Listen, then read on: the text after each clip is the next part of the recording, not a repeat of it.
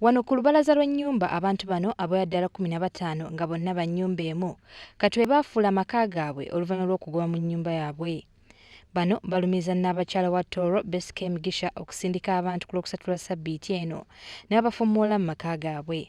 Besike Mugisha Queen Mother we Tooro ye yajja n'aluwamba kubanga ne Royal Family yajjawo wano nga balikola eviction kubanga abasajja abajja okola eviction bagira mu mmoloka za Royal Family. Abapolisi nga bangi ne tugezaako okwennyonnyolako tetwayambibwa bakadde baffe baabo bawweeru babonabona baba bamu balwadde abaana baabo abalala tebakyasoma. Bano bagamba nti ente bwe va ku waluganda lwabwe Muzefu Picheyune mu kiseera kino ali eruzira nga kigambibwa nti yafiira n'abakyala ono Besike Mugisha ssente eziri mu bukadde emyaka egiyise. Bali banne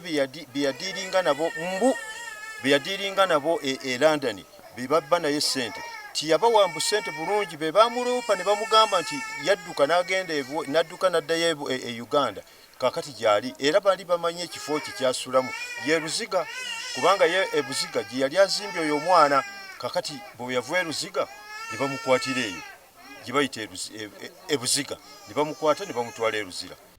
Banera bategeezezza nti ennyumba mwe bagobeddwa si ya Muzefu Picheyune nga ya muganda waabwe Musaziwa ali South Africa. Oli talina even single property ku nsi beba n'abasajja ababeeraawo nga ye ssente oluzifuna n'abeera extravagant. Nannyini kifo yafa mukyala Keeti ye yatunda ekifo kino ne Moses okutuuka lwe yagituukako. Kati twagala okumanya ani mutuufu. Kooti yasala omusango nga teyina biwandiiko byerosi. Nze pulezidenti wa kuno nze manye ebintu byonna lwaki tebasooka kujja kwebuuza ku kyalo na kubuuza baliraanwa bano kyekifo kino kyani era n'omuntu ayogerwako yaliwa. Omwana Moses ali bweru kakati ate yavaayo ddi abba omukazi. Amaka bagatwala amaka agatali gaabwe N'alagayo amaka agatali gage. Amaka ge yalagayo si gage amaka ga mwana waffe Ziwa Musaziwa amaka siga oyo muganda we Moses gwe baasiba e Luzira.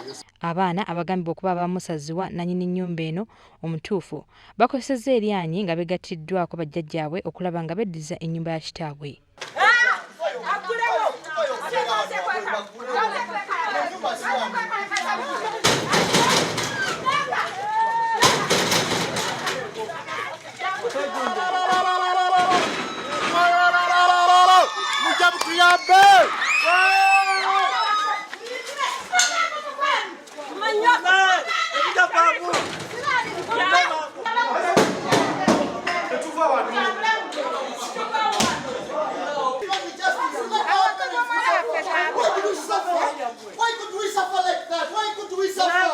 Ennyumba eno mu kiseera kino ebadde ebeeramu basirikale ba UPDF okuva ku lwokusatu bannyini lwe babafuumuulamu. Kubanga zonna ennyumba yawamba mpambe n'aziteekamu amagye. Bajja amagye mu bitundu we gatateekwa kubeera gano gateekwa kuuma ggwanga si kuuma bizimbe by'abantu. Mu kiseera kino kati baagala gavumenti eveeyo ebayambe kubanga boolekedde okufiirwa ennyumba yaabwe ng'ate tebalina wakulaga. Kubanga waliwo ennyumba emu ng'ebadde erabirira abaana kusoma naye nga right now taamu ejja tebagenda kuddamu kusoma naye nga maama waabwe ali Bulaaya akola abonaabona abaana be babeere bulungi. Kati bannaye tuyambiddwa tutya ngaffe omuntu wa wansi tetulina ki kyetugenda kukola tetumanyi ki kyetugenda kukola naye tubadde tusaba gavumenti eveeyo etugambire ku mukyalo oyo mukyala Besike Mugisha atuddiza amaka gaffe. Tusaba gavumenti etuyamba amaka esobole oganunula tusobole okubeeramu n'abaana baffe kati tusula wabweru.